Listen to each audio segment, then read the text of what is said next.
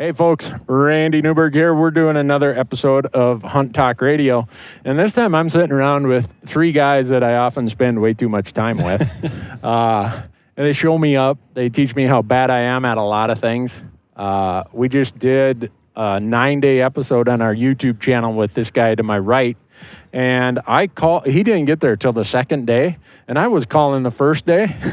And people are commenting on YouTube like, Randy, you shouldn't have brought Corey on. It shows how bad you really are. It's a great compare and contrast. It is. Well, yeah, we gotta have some place to set the low bar, right, so you can measure where the high bar is. You know, that just goes to show, because when we hunted Montana a couple years ago, you called in all the elk that we called in. So No, he didn't. He shot the grouse, which spooked the elk. Something to that effect. That's what I heard better. Anyway. So anyhow, folks, we are at the Total Archery Challenge in Big Sky, Montana today. And as we always say, we are here to solve all your problems. And if we haven't solved them, I would call David Brinker at Sitka Gear, because he's the one in charge of solving problems. It goes straight to my voicemail, and I promise I and will call he you. never... I was just saying, he never texts or calls back. So. Have you ever left a message on his voicemail when he called you back? Oh, I don't even leave messages for him anymore. No. I just keep calling until I get him. So yeah, that's the best way to do it. We're going to talk about some stuff. Sitka did this really cool film with Issac Jacobsen, Corey's son. I think Corey's in it a little bit. Yeah, a little bit.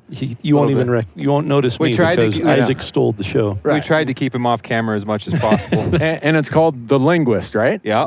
And before we get into it, let me just take care of the business up front. Is that all right? Take care of the business. This podcast is Leupold's Hunt Talk Radio. The great folks at Leupold make this possible. They are huge supporters of the public land, self-guided hunter like we are. And if you're buying optics, I hope that you think of them when you do it. Onyx Maps has a booth just over here behind us. If you want, have any of you guys seen the new release that's coming out? You've been leaking it for the last 2 months on your podcast. So Sunday morning, 2 mornings from now, we're all getting together and we're making sure every little deal is ready to go. And then I think next week it's going to go live. So, but Onyx Maps, if you want a 20% discount on their app products, use promo code RANDY, R-A-N-D-Y. Pretty easy to spell. I was going to say, even I can remember and spell that. Yeah. So. Well, some people put an I on the end. I would have put an I. Thanks, Ben. Yeah. And so use promo code Randy on xmaps.com. You're going to get 20% off. And then when it's hot like this and you have a whole bunch of dilly bars like I have right here. You have a red one? I'd like a red one, please. I didn't bring red ones. What? Corey specifically said mint chocolate dilly bars. Who likes a mint chocolate dilly bar? My wife. I knew I'd have to give her one. I offered her one of them down on the steps. And she didn't take one? She didn't take one. She didn't know who you were. She said she doesn't eat that kind of stuff. Yeah. She said, at our house, we don't eat that kind of stuff. Isaac, is that true? You don't do Dairy Queen at your house? That's a lie, isn't it? All health food? Don't ask him about Dairy Queen, because last night the kids lost out on dinner. So it's kind of a sore spot, because we went to Dairy Queen and ate a Blizzard in front of them. And in front of your kids? Oh, yeah. How could you possibly do that? They were fighting, and we said, all right, guys, no dinner. Randy, how would you deal with that if someone did that to you? I'd volunteer for adoption. Oh, they were. I'd be like, I want to be in a foster home if that's what my parents did to me. But we did sneak double bacon cheeseburgers in for them, so they didn't actually go. That works a little bit. Tried teaching. But anyhow, back to Orion coolers. If you use promo code Randy, you're going to get this really cool tumbler if you go to orioncoolers.com. But I have this Orion cooler right here because Corey Jacobsen asked specifically for dilly bars. Mint chocolate dilly bars. Mint chocolate dilly bars. I went there this morning to the Bozeman Dairy Queen, and the lady, I'm the only guy, I bet you, in Bozeman. They sell dilly bars in the morning? They do, to me. So I'm peeking in the window, and she's like, oh, Randy's here. Well, look, he's wearing a Dairy Queen hat. She opens up the store early, and she's like, what do you need, Randy? I'm like, well, I need 4 boxes of mint chocolate dilly bars. She's like, you want me to put that on your tab? I'm like, yeah. I bet you I'm the only guy here who has a tab at Dairy Queen. Queen. So That's pretty incredible. Anyhow, I know where I'm going to go for lunch now and charge it, and what I'm going to charge it to. I know everyone's going to go there and try to imitate me, but use the promo code Randy at the Bozeman Dairy Queen and get thrown out. Anyhow, OrionCoolers.com. Use promo code Randy, you get a really cool tumbler. And last, certainly not least, is on it or GoHunt.com. They've got a thing going on right now that if you use promo code Randy, R-A-N-D-Y. I'm seeing a pattern here. Yeah, Randy. It's pretty easy, isn't it? You can't mess that up. Well, I probably could, but anyhow, so use promo code Randy, and if you sign up for their insider service they just added the whole new public versus private land. You can sort by how much is public, how much is private in each unit. They got all kinds of cool stuff right now that's applicable for over-the-counter units. But if you use promo code Randy, they're going to give you a $50 credit in their new gear shop. So there we go. Sweet. Now, if the wind starts blowing, I spent all that time talking. It just adds realness to it. Okay, so audience, we are on a mountain. So if the wind starts blowing and you hear a little static on the end, I think people will appreciate it. They'll accept that? I think so. All right. So before we get in, now, David, you've been on the podcast before. Corey, you've been on the podcast before. But Ben has not. He hasn't figured it out yet because he's sitting over here quietly. Yeah. I'm studying. Ben Potter. How this works. From Cana Outdoors. You just can't say anything stupid, Ben. Okay. Too late. So I'm going to let Ben explain how he's involved in the Linguist film, because these guys will make up some line of BS. So you are like the Steven Spielberg, George Lucas part of this film, right, Ben? Well, that's quite a comparison. I don't think I can live up to that, but you're past, to an extent. I bet you any money that if we brought Steven Spielberg or George Lucas out to Unit 16E in New Mexico with 40 pounds of camera gear, they couldn't have followed us for 9 days like you did. I don't think so. Yeah, I think we would be calling an evac. Yeah, and, with all due respect to them. Yeah. But anyhow, you are a film producer. Yes, sir. Yeah. So, I mean. I got involved with creating films from a young age and started a business when I was in college and at a school called Cal Poly. And my love for the outdoors has been there since I was real young. And my dad started getting me out duck hunting at the age of 3. I don't know if my mom knew that, but snuck me out. And then, it's kind of interesting. My dad grew up, or he was a bow hunter for a lot of years. And then it kind of hung it up around the time I was born. And then, so the bow hunting and getting on the mountain, chasing big game, something that's kind of stirred up in me in the last several years. And so then I was given quite an opportunity to capture this film, this story, with Corey and all these other gentlemen. So that's a little bit where I come from. The great thing about Ben, besides his modesty, besides how modest he is, we have a diverse portfolio of content producers, all different styles. Everybody's got a different eye and different way of doing things.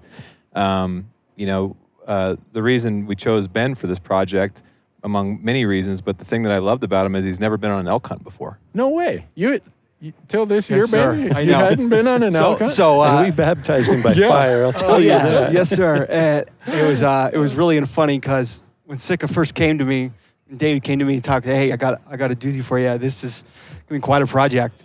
And I think it was in Arkansas, chasing ducks, doing a different piece for them.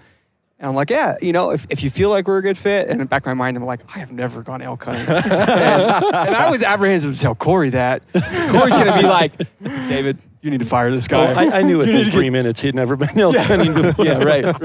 And he could just smell it. Yeah. And I told Corey, when we started talking about getting to know him, like, just saying, this is not my world. But it was cool. And I didn't tell David that because I wanted the job. I wanted to tell the story. I was like, I'm just going to go as long as I can until he finds out, like, wait, what did we do? We hired you? And, that's great because we wanted this needed a fresh perspective. There's been a lot of elk hunting films done well, a lot of different content on elk. We wanted something different, and I gave him a pretty big task. Do you remember what we talked about? Yeah. He got on the phone, and he's like, look, I want to capture elk footage that's never been captured before. I want to capture stuff that will blow people's mind. Just setting these, and as a filmmaker and an artist, you're like, that's what you really need to hear. Yeah. You kind of like, if someone just says, hey, we want to capture this hunt. Yeah. Okay, that's fun, but you don't feel like you're being pushed to do something that might stick beyond just the next cool hunting film. We love those. Those are awesome to see, but you want to make a mark and create something that might become a legacy piece, that gets remembered. And so I guess when he started saying that that's what we're after, that got my creative juices and desires just like, I want that. I need that, someone to push me into something that I'm not used to, and to set a bar. I'm constantly, that's what we're always trying to do, set a bar that just keeps on pushing the story, getting deeper into people's lives. And as hunters, it's a deep heritage and culture that we all share. And so trying to just pick it apart and give it true creative justice is our goal, And so when he set that bar as high, I was like, I'm into this. Like, cool. So, yeah. Whose idea was this Linguist film? David? Corey? That's David. Brinker. Yep. Okay. Yeah. So who wants to talk about what it is? Because the audience is saying, well, tell me what it is. I'd love to hear Corey describe it, because he's the rock star in it. Yeah. No, it's this definitely was David's brainchild, and he came to me last April? Had to have March, been about a show year and season, I guess, show season last year. Of 16. Of 16. Okay. Yeah. And said, hey, we're thinking about doing this film, and we want to send a camera guy with you in September. Is that cool? And so I said, yeah, that's cool. Let's do that. And that's really, his introduction of it to me was simply that. We just want to send a camera guy with you and document your hunt in September. I didn't really tell you the whole truth, did I? No, you didn't. Not up front. See how these guys operate, Corey? Oh, yeah. We just want to document your hunt. Tell They them hook you Be a first. little thing in September. Right. Yeah, hook you first, and then you, once they're reeling you in, it's too late. But we, as it developed through the summer there, I really started seeing the vision that he had for it. And I think even into the production piece of the film, the vision shifted. And I wouldn't say necessarily changed course, but it got more well-defined. Yeah. And And really, he said, what we want to do is capture the history of elk calling. And, so that got me excited, because I grew up in the heydays when the guys were really developing that. So I looked up to all of those pioneers and the legends that really formed elk calling and elk hunting that we have today. And so to be able to be involved, then he started talking about, we want to send you and do interviews with these people and be able to ask them questions and get their story. Yeah. And, it became a lot more than just a camera guy following me for a week in September. It became several camera guys following me for about 4 months of my life. And Corey doesn't like flying. We're going to be vulnerable here, Corey. Corey doesn't love flying. And I have a bad history when I book Corey's plane tickets of sending him all over the place to save a few bucks. Just because one time when I flew him from Boise to Sacramento, he had to go to LA first. No and big another deal. time he flew me from Boise to Bozeman, and somehow I ended up in Portland and Seattle and then Bozeman, and ended up renting a car to drive home, because I said, I can actually drive home and be home before the flight gets me So there. I got a bad rap for booking his plane tickets. So he already doesn't trust me when I call him to ask him to do things, and especially if I asked him to go to Jackson, Mississippi to visit Will Primos. So I always joke with him, all you got to do is you're going to stop over in London, and then you can take a direct flight. there you go. Via Mexico City. Found this $100 flight. So I've got the chance to see a sneak preview of this, and there's 4 of the, Corey, you said the history of it. Four of what I would call the pioneers. There's Will Primos, you already mentioned him. There's Wayne Carlton. There is Larry Jones, and then Rocky, your dad, Corey, Rocky Jacobsen. So kind of interesting for me. So I had no idea what this was going to look like. And Ben and Corey and I and Marcus, my other camera guy, we were down in New Mexico for 9 days. And you guys were telling me what you're up to. And I'm scratching my head thinking, man, how are you going to turn that into a film? This is a really good way. I'm glad you were, because we were kind of at that point too. This seems like a really good way to ruin Corey's elk season. Is all I could figure. And I was already doing a good job of ruining that. But then when I got to see it, I'm like, wow, how cool is it that at about the same time, in 4 different geographic areas, Mississippi, Colorado, Oregon, Idaho, you got 4 crazy guys about elk hunting and calling, and just I think they all started somewhere else with their calling, didn't they? Mostly. I'm not sure. Yeah, I mean they all came from different walks of life for sure, and it's interesting to see what they were doing. You know, you've got people who were back east, people who were loggers, you've got people who owned restaurants. I mean, just all of these different walks of lives, and they each played different roles in developing elk calls and elk calling. And I think it was so awesome to go through this story with them and be able to pull out their pieces, what they really contributed, you know, and not that they didn't contribute in other areas, but I think their critical role in the development of what we have in elk calls and elk calling, in education of elk and elk hunting and all of that, just to be able to highlight where they really shined and what they really contributed was amazing for me to be able to pull that out of it and see that come to life. It's pretty interesting. We're so used to being around all this stuff all the time. It does, like elk calling is just part of our life, right? But if you take a step back and, I mean, what if someone came up with a way to call in humpback whales or something like that? You know, and maybe somebody already did that. If they did, I don't know. But the point is, and that's kind of where this all came about. And, you know, I've been friends with Corey now for several years, and it's amazing to me how good he is at what he does. I've been hunting elk my whole life, and I am not that good at it, calling, compared to Corey. I can call in elk, but in thinking about them, like, wow, this is an amazing thing. People have learned how to effectively speak to a wild animal. Yeah. Like, that's pretty cool. And then you're like, must have been pretty hard to figure that out. Right. Like, I can walk into Sportsman's Warehouse and buy a hoochie mama or whatever, and I can walk out and I can get an answer with that thing. Yeah. But somebody had to go out and really be frustrated and spend years failing to figure that out. And that's kind of where this whole thing started, and pulling that story together with these guys that made our life so much easier so we can enjoy the whole month of September. We don't have to spend half of it trying to figure out how to blow through a whistle, you know? Drinking straw. Right.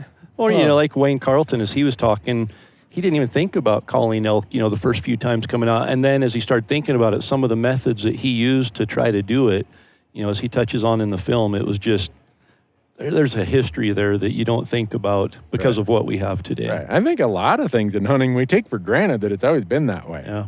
I mean, look at compound bows. Yeah. Look at whatever it might be, long-range shooting stuff now of clothing. Yeah, right here. Technical clothing for hunting. Clothing. Yeah. It's someone along the way decided, I want to do something about that. We aren't that much removed from when there wasn't calling elk. You know, when you look back, we're talking 1980. Oh, it was not that long ago. I was alive then. So was I. I was almost out of high school then, Corey. Well, I wasn't that old, but yeah. No, it's pretty fascinating. Actually, we had to take so many things out of this film. Like, the story is so much deeper than even the film can portray. It's 30 minutes long, but the first cut was an hour and 20 minutes. Yeah. Right, Ben? And even that was you cutting out and just bringing up the best footage. It was moving quick. Yeah. And then I was like, I was early on. I mean, Corey constantly telling each other, like, how are we gonna make an hour-long film? And I was constantly texting him, okay, Corey, what do you think? How long? You know, it's like 45 minimum. You know, and you're like, all right, yeah, I totally agree with that. Let's go. And then we just found that to really do what we set out to do, to really put the best of the best and tell the calling story, you know, focus hardcore on that. You know, we just got ruthless, you know, start cutting away every little thing. And we could probably make 6 or 8 hunting films out of the footage that we have, you know, and it's all really exciting stuff. But how many terabytes of footage did you get? At the moment, my hard drive sits at 18.1 terabytes of footage, and so I mean, it's the biggest project we've ever taken on, the most we've ever shot. I mean, it's the biggest project Sitka's ever taken on, probably, for sure. Yeah, and it's unbelievable. I mean, was it total of 4 hunts with you, and 2 other hunts, you know, were captured. That with different guys and with Larry D. Jones, you know, and so it was just incredible amount, and we had a phenomenal season. I mean, it was my best elk season yet. Say that. So I'm really looking forward to. He is spoiled now. I kept having to tell Ben, I'm like, Ben, it's not normal that we actually capture 7 kills on film in 28 days of elk hunting on public land. You know, after opening week, I was like, Corey, so on a scale of like 1 to 10, what is this elk hunt? This is my first elk hunt ever. Yeah. And he's like, it's 12. And I was like, okay, wow. I've experienced, and stuff happened, when we were out hunting and where, it'd be next to Corey's hunting partner, Donnie.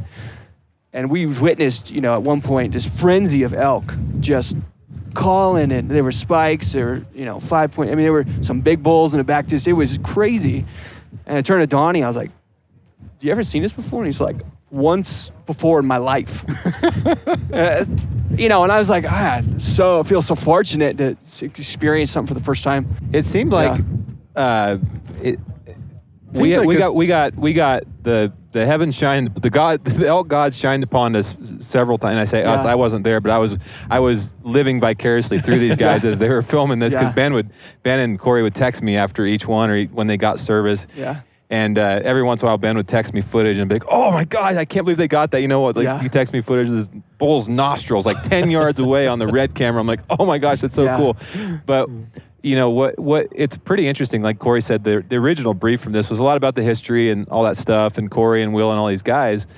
But what sort of became of the film, which is even way better than anybody could ever thought of, including me, was just more of a deep story around the legacy of this tradition and the importance of passing it on, whether you're an elk hunter or a mountain biker, whatever you're passionate about. You care about seeing either your kids or whoever you care about, seeing that go on past you. Right. And the magic that happens towards the end of this film with Corey's son. Oh man. Is I don't think we've captured better footage ever. Isaac is sitting right over there, and I asked for his autograph in his picture earlier, because that end piece, when he's standing there and that bull is coming across the meadow, I would have wet my pants. Oh yeah. I mean, I'm 52. I would have at least zinged an arrow over him. Isaac, how old are you? 14? 14. He was 13 during He was 13 at the time. And that bull, this crazy non-typical bull, is just walking across the meadow. It was magic. What happened. It was like, I can't even, I get chills just even talking about it, because we've all been in the woods our whole life, but the fact that what do we have, 2 days to shoot that? That was day one. I think it was the end of the season. It was the 29th of September. The season closed on the 30th. I let him skip school for 2 days. Yeah. And he's over there saying, "What's the big deal, Dad? We have 2 days. It's never taken that long to kill an elk before." And he's hunted elk 4 days in his life. And he's he killed shot 3 3 elk. Yeah. This was his first one with a bow. Oh my Which he goodness. swore, "I'm never shooting with a rifle again. It's too easy. I want to bow hunt now." And with 2 days, he still has confidence. I'm hunting with him. Yeah, I'm going with him. Yeah. But the fact that they can have 2 days, Yeah. and when you guys see the film, you know what I'm talking about, and bugle into this basin, which is like out of a bugle magazine, with a meadow and like the boulder piles and all the beautiful spruce trees, all the stuff we all love as elk hunters, and have this elk in the middle of this meadow and have Ben right over his shoulder, and then he makes a great shot. It's just. Yeah, I mean, we couldn't have scripted people that. People will watch this and think this was somehow scripted. It has to be private public land or a land. draw tag or something. Right. This is a over-the-counter tag in Idaho in Wolf Central. Yeah. Skipping school. And then, to me, when I saw school. the bull run off, I wasn't sure what had happened. And I saw Isaac look at the camera. He wasn't sure either. Did you know what had happened, Isaac? No? Okay, good. No, so you didn't. You were still wondering if you hit it? Come here. Yeah, we got to get his story All on right. here, because it was So classic. we're gonna put the headphones on Isaac here, since he was the slayer. So when you released the arrow, did you know what had happened? Not really. I thought I'd hit a cow behind it. From the camera angle, you couldn't tell. Yeah. You just see him release, and then he turns to the camera like, What just happened? yeah. Weren't you excited? Yeah. Yeah, you didn't show it. Or are you just always like Joe Cool? He plays it pretty cool. No. Yeah, when he told me there was blood running down its side, that's when I got excited. We could see the excitement then. That So was the crazy part, I'm 60 yards back behind Colin, and he's on his own. I mean, he literally is out there on his own, bends over his shoulder, but he's making all the decisions. He's ranging, he's drawing at the right time, all of that. And so I hear the shot, and I see the elk all take off, and I think, I don't know how far it was, but those elk were still out in the meadow. He probably just missed. So I'm cow calling and bugling and trying to look. And I see the cows, and they all go out there and stop and stand. And so I let out a cow call and a bugle, and the bull bugles back to me. And I thought, okay, he missed the bull. There's no way a bull's going to bugle after he's been shot. And so I'm looking at the bull, and the first thing I see is his antlers. And I'm looking, trying to figure out what in the world is going on. He's got this goofy thing sticking up there, and he's a big 6-point on the other side. And then my attention's drawn down behind his shoulder, and I see a big patch of blood right behind his shoulder. And I'm thinking, no way. So I go down there trying to keep it all cool, and I'm like, what just happened? He's like, I don't know, Dad. I think I might have shot over him, and there were these cows back there, and I don't know if I might have hit one of them. And you can't see it all on the film, but I said, no, buddy, I saw blood on the side of the elk. He made a great shot. And then to see his reaction at that, it was... Oh, I am so glad that you were rolling, Ben. Me too. With that reaction. You don't know how many times I made sure I was rolling. I was just like, I couldn't believe what was happening. Yeah. We both kind of felt like we're end of our project of filming it, hunting. And, it's been a long season. And I was just looking forward to capturing Isaac and his dad, just enjoying elk hunting, And earlier that day, we had a bull, or the day before, we had a bull talking. And it was that day. It was the same that day, morning, yeah. right. And it just didn't quite work out. And Corey kind of gave him the decision. So we can go down the road, or we can stay, kind of keep working on this. And so we drove 2 hours or so. 2.5. Well, we were going 3 hours, and it was almost getting dark. And I said, we aren't going to get hunting tonight unless we stop here, and there happens to be a bull in this basin. Yeah. And there we was. hiked down the ridge, and I let out a cow call. And before the cow call even echoed off the other side of the canyon, the bull hammered back. Whoa. I said, not only is there a bull, there's one fired up here. And Donnie's there on his, he's got Onyx maps on his cell phone, and he looks at it, and he's like, there's a meadow in the bottom of the canyon. He said, I bet they're heading there. And so we have, 10 minutes of shooting light? Yeah. And I said, we have to sprint to that meadow. So we Yeah. literally boogied down there, got to the meadow. We were 60 yards from the meadow. I let a cow call, and the bull answers 150 yards on the other side of the meadow. Wow. So the elk followed the script. Yeah, that never happens. And it just built up. I mean, like the cows came out, and it running it, and it was just like, wow, that's cool.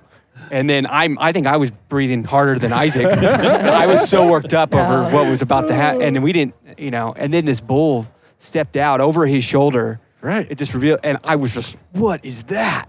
I've never seen like a spike 6-point. I mean, it's blowing out this magical creature that just appears out of nowhere. I mean, it blew my mind. So you were the only camera, Ben. Yeah. Because the camera angle is perfect. Yeah. It's just... you know how it goes. You think you do so much to try to be in the right spot at the right time. Yeah. And we had bulls earlier in the season that, I did my best to get that perfect angle I'm after. And sometimes the elk just do what they want to do. And, right. and that happened with Donnie's bull, and kind of went the other way. And, but it just everything lined up, and it was just given to us. I know there's nothing, obviously it was amazing hearing the calling behind me, and then that bull was fired up, man. It was awesome. He was fired up, and it was just, and watching him, he just range, the different distances. I'm this whole season I'm learning how to elk hunt. Yeah. I've gone through not the whole thing, but a lot of Corey's elk university. And I'm like, I remember that. I remember doing that, so I feel like I've gotten this crash course that's been epic. So by watching what Isaac did, and you do so much is going through your mind. I'm like, there's no way when I was 13 years old that I would have been able to do what he did. No way, me either. And watching him on the film, just to highlight that, Isaac hasn't gone through the University of Elk Hunting. Not that I know of anyway. He's lived it. We've got 4 days of total elk hunting under our belt. Well, I guess we've been out a couple more times, but he just gets it. It just comes naturally, does the right things at the right times. And with a camera over your shoulder at 13 years old, to be as cool as a cucumber as he was, yeah, it was, was awesome. Anyone and I hope a lot of people watch this, and I'm glad that Isaac's thing's towards the end. Now they're going to have to watch the whole thing. Not that they wouldn't anyway. Right, but they're going to look at it and say, that kid's only 13? Nah. Or this is rehearsed. Or you something. You can hear his squeaky voice. My you voice can tell he's 13. My voice is about as high as my 10-year-old brother's. Awesome. At least you're honest. It's funny. He watches it now. He's seen the rough cut, and he's like, did I really sound like that just 6 months ago? Can Ben make my voice deeper? He can. For the right price, I can. No, I think my favorite with after that shot, I mean, that arm was up and like- it stayed up for a good 10, 15 minutes. That's what it felt like. And when that bull, it didn't quite, it hung up for a sec. It was trying to figure out what just happened. And yeah, but it was just watching him just so frozen in that moment of excitement that it just lasted. I don't know. It was phenomenal. Did you know it was a crazy non-typical when it came in, Isaac? I thought it was just like a little tiny raghorn. Yeah. And when I shot, I can't even remember if I looked at the pins. So it was probably just a lucky shot. No. I was excited. Usually those aren't lucky shots. No. It was a great shot.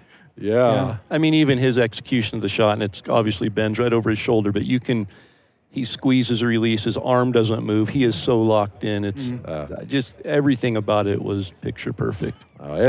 Everybody needs to see it. If you're an elk hunter, if you are interested in, there's a lot of storylines that I got out of it. Is this history of calling? To me, one of the storylines was your dad, Corey, is one of the pioneers of elk calling, and then it's you and you're out there hunting, and then towards the end, your son Isaac is in it. And no offense to the other footage, but Isaac's hunt is like as good as any elk thing I've seen. Yep. Right? So That's that what whole we were talking. generational thing was another storyline. Yeah. Well, you've got so many storylines smashed into 29 minutes. Yeah. You've got the history of elk calling, how they figured it out. You've got the progression of it and how it's developed and been improved upon. You've got the generational legacy of my dad passing it down to me passing it to my children, and the importance of that. All of these other storylines, you've got Will Primos and Larry D. Jones and Wayne Carlton, who are their own. There's a legacy within each of their stories. Right. All of these are brought into 29 minutes, and you get done, and I think you just feel hungry for more. You want to go back and watch it again because, like we talked at the beginning, every component that lands in that 29 minutes is stellar. There is not a single second of that film that you're sitting there going, okay, I'm bored, move on. It's all just so hard-hitting and so viable to the storyline. Yeah. That's got to be hard, Ben, when David calls you and says, hey, Ben, cut another 10 minutes. Yeah. David. Yeah, we had it at about 40 at one point, and I was feeling pretty good about it. I was like, this is good. I don't think we should touch it. And shared it with David and a few other people that were helping with the creative side, the editing, and they're like, we can lose 10 minutes. And I'm just, there's no way we're going to lose 10 minutes on this film. But when you were getting that mindset of like, you just want to do justice. This is a story that you kind of want to only tell once. It's just such a rich story of elk hunting and where it came from. And like David was saying, it's not that old. I mean, it started in the 80s. That's pretty cool. That something that, we got to we were around when this thing got going. And so for me, it was like, I just want to be ruthless with what is 100% deserving to be in this film, of telling the story of these pioneers, and I feel like the elk season that we were given was just like absolute icing on the cake. Yeah. It just encapsulates what every elk hunter is striving for, and there's nothing like. Are you filming any elk hunts this year? We'll see if Corey invites me. I don't know. So Isaac, you got any advice for me? You've killed how many bulls? 3. 3 in how many years? 2? 3 years? 3. 3 out of 3. You've got a track record going, young man. You gonna just kill one every year? Just probably not gonna kill another one for 20 years. At least what's he knows up. the averages. Oh gosh, that's so cool though. You got any advice for me though, Isaac? I struggle at elk hunting. I mean, to be fair, everything in life, my baseline is somewhere below average. There's not one thing I do in life that I exceed even average. So you got to really break it down for a guy like me. I don't know. Just ask my dad. He does all the work. I just shoot it. Okay, Dad. Yeah. You got any wisdom for that? I mean, I could use think some help. if I could give you one piece of advice, it would be focus on one species at a time. Don't hunt grouse during elk season. Do you shoot grouse when you see them, Isaac? Yeah, I really like shooting squirrels, but he doesn't let me. What? Yeah, Does he let you shoot the grouse? we scare him. We can't get close to him. What? Yeah. Hold on here. You scare him. That's what happens. He scares him because he doesn't want you to shoot him. I try to scare him when I'm hunting with you too, but man, the grouse in Montana are dumb. I know. You got to be quick on the draw to scare him away from me. They used to be. Michael's down over here. there laughing because we just did a YouTube grouse episode, Corey. You're going to crack up when you see it because you're in it. I can only imagine I am. But no, after you and I did that Montana elk hunt, I was down there looking for more grouse. And I found some. And some guy where that last morning where we had that encounter, there was a truck parked there. And he come walking up out when I was driving by. And he's got blood from the end of his fingers up to his biceps. And I'm like, well, this guy must have shot an elk. I wonder if he needs a hand. So I stop. I'm like, hey, you got a bunch of blood there. You got an elk, huh? Can I help you? He's like, oh, no, I shot a grouse. I'm like, what? You shot a grouse? Where's the elk? No, I shot a grouse. I'd never shot a grouse before. He was excited as I was about shooting grouse, so I was pretty happy about that. But I looked at him, and I have gutted moose and not had that much blood on me before. And so I got home that night. I'd shot a grouse that day, and I thought, I need to do a video that shows people how to gut grouse. Yeah, and gutless clean 'em. method on grouse. Gutless method on grouse. man. That's you got it. There we go. That's the title of the YouTube video.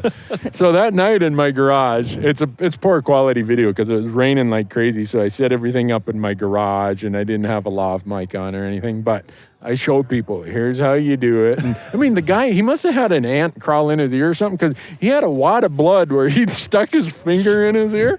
And I'm looking at, I wish I could have filmed it. It would have been funny as heck. But He anyhow, probably reached all the way up through the sternum on that grouse and cut the jugular and Probably. pulled everything out. Oh, I didn't think a blood or a grouse had that much blood in Yeah. it. So I mean, we tried blood trailing a couple of the ones you shot, and they just don't bleed that much. I know that one that I admit I feel terrible. One got away from us. I have no idea. We were on the divide between Montana and Idaho. He went into Idaho. Yeah. We blood trailed that grouse into Idaho. But you had an Idaho license. Yeah. Oh, we were good. We were trying to find him, but somehow he got away. I have no idea. That cost me a $15 broadhead, and I'm still mad about that. But, Made some coyote very happy. Yeah. yeah, I'm sure. But man, But Randy had to sleep outside for 2 nights because I his know. wife will not let him come home know. if he misses a grouse. right. Ooh. When I told my wife that That's one brutal. grouse got away, I think Corey let me keep the ones he shot. I think I came home, I had like 4 of them or something, and she's all excited. I said, well, the bad news is one got away.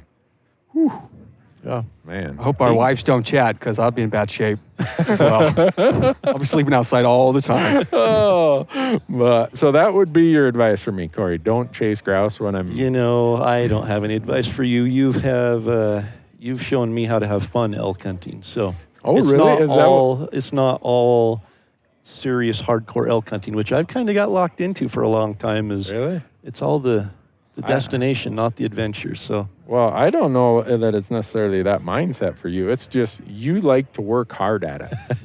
When we were in New Mexico That's last an year. understatement. Yeah, Ben. an yeah, understatement. Yeah, Ben's like, yeah. poor Ben. There's should something that happens to Corey when he hears an elk.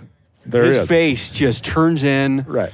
I don't know what you call it. Yeah. You know what someone his asked war me. face, his elk face. It is. Yeah. And when he gets that, someone asked me, well, what's it like when Corey hears or sees an elk? I'm like, have you ever tried to catch a lizard that stops? And as you get close, it runs so fast you can't believe a lizard can run that fast. That fast run is Corey when he has heard an elk. You're standing there talking to him and boom, he vaporizes. He's like gone somewhere. So And Ben's got to keep up with him with 45 pounds of film gear. And Yeah. 45 was on the light. and I Ben don't was always carrying more than that. always keep up. Yeah. And then this guy has to keep shooting elk all season long. So then they add a little bit of weight there, you know. Yeah. And as much as I Yeah, can Ben handle. wasn't just a camera guy. He was a packer. I know he was. He hauled his weight in elk meat this year. Yeah. Yeah, we would hear an elk bugle, and we'd hike up this steep ridge, and then we wouldn't hear it anymore. And you're like, just the next ridge. We might be able to hear it from there. And I'm the like, next Dad, I ridge. want to go back. Yeah. Does he do that to you? He does that to everybody. I got it on film. We were in Yellowstone proof. yesterday, and Hold so on. Wait.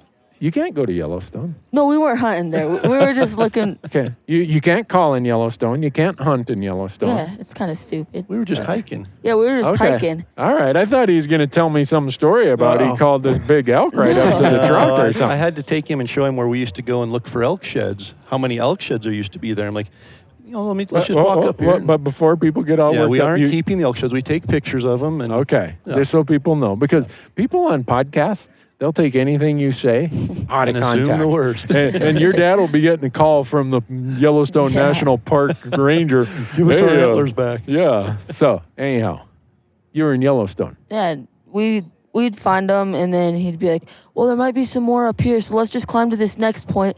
And the next there's point. no point. You can't keep the antlers. I know. So that's how your dad is. Yeah. I've only known him for about 8 or 9 years. I've hunted with him for 2 or 3 years, and I'm done hunting with him. I am not tough enough to do that anymore. If I want to have pain and misery and discomfort, I'll go find some other way to do it. And you can't elk hunt without pain, misery, and discomfort. It can't be done.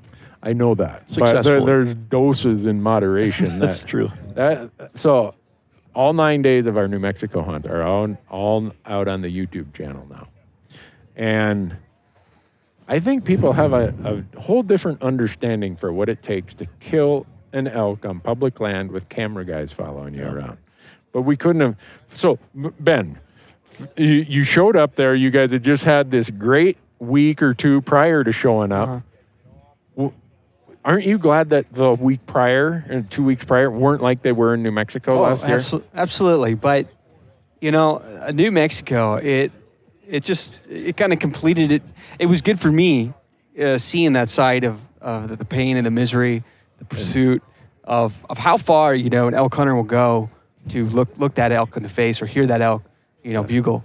And, you guys were sitting on that hill, Chalk. It was day 5. I think we were just beat. Yeah. It felt like we were just in a hellish wasteland with bowling balls made of volcanic rock. And we were everywhere. 8 miles from the truck. Yeah, and we're 8 miles in, and it was sucking. Yeah. And we were beat. And I don't know what mile we were on, 60 or 70 at that point, but you guys, when you guys are having that chat, and Corey says, you're like, what do you do when the elk are not talking, Corey? And we're all a little delirious. Corey says, I firmly believe that in any unit at any point there is at least one elk that will talk. Yeah. And I'm here to find it. Yeah, and I'm here I'm going to find that elk. Determined, determination on that point. I mean, every big game hunter, backcountry hunter knows that pain at that point. Right. And and we all try to tell ourselves, we want to start as hard. Start as hard and finish as hard as we started, and finish as strong as we started. And so I think like hearing him say that and then having that encounter that we had with you and being there, for me, that even though that elk just didn't quite give you a shot, that was completion. It was like, there it is. There is that one elk that everything from people trespassing and driving their trucks into the public land, the quads running around, finding other hunters. Guys going upwind. People just, it was so, everything I think an elk hunter would fuss about and gripe about happened on that trip. We were hurting. My knees were saying, are you serious? Yeah. Why? Why are we doing this? Corey, we have enough footage. We don't need to do this anymore. And then Ben's the guy at 1 o'clock in the morning that has a quarter of an elk on his back with all the camera gear. Right. Man, but fumbling our way back. I love it. How we packed that elk out of there in one trip. I can get that we got, there were 4 of us, Ben, Corey, me, and Marcus. But Marcus and Ben are loaded down with so much camera gear. It's crazy. And we walked, 5 miles out in the dark? And Ben, you'd said it was like walking through a field of bowling balls. Yep. It is. And it's dark, and the grass is up to your knees, so your headlight doesn't penetrate it. Yep. Are there any of us that didn't take at least one wipeout that night? I think we all had at least one. Maybe Corey did it. I don't know if I saw you go down. I don't think I actually went down, but there were several times I wanted to lay down. I went down a few extra times for him. Yeah. And we had one camera that took a hit for the team there. We broke a piece off camera, but the hunt was over by then. So Randy was like, guys, this is stupid. We do not need to pack this out. Drop these packs. We'll come back in the morning and get these. And we're like, no, we can do it. We can do it. And after about 3 miles, we're like, Randy, this is stupid. Let's drop these packs. He's like, we've made it this far. Let's just keep going. Yeah. So I think we're all equally to blame for that pack out. But one thing that's come of that, of people watching that, is, man, you guys have the mental determination that you're going to do it. And, Isaac, I was saying how I'm below average at everything. If you looked at my skill set and there's one place where there's a peak, it's bullheadedness. I don't give up. I quit one time in my life and I will never quit again. Never. It's painful to not quit at times, but I think it's more painful to quit because you have to live with that the rest of your life. No, I've seen those clips of you grouse hunting. You don't seem below average as that. Oh, yeah, I am. I should have had more. I mean, the bad part about those grouse clips that you've seen is you only got to see the good ones. There's a bunch of arrows laying out in the woods somewhere because I get so excited when I see a grouse. I'm chasing my pin around there. Marcus was listening to the footage when that day you were talking about, Ben, when Corey called that bull into that opening with me. He's got his headphones on and we're at the office. He's like, Randy, your heart beats really loud when an elk comes in. Oh, man. Because I had my mic right here on my chest, and I listened to it. It's like, yeah. that moment was epic. So that was epic. But no, I think the reason I wanted to put all 9 days of that on the YouTube channel is I think TV does this terrible injustice to hunting. It gets filmed in a lot of situations that are not realistic. It doesn't get filmed on public land where the elk are highly pressured. It gets filmed only in the prime part of the rut, and as kind of, I don't know if it's humbling, humiliating, embarrassing, whatever.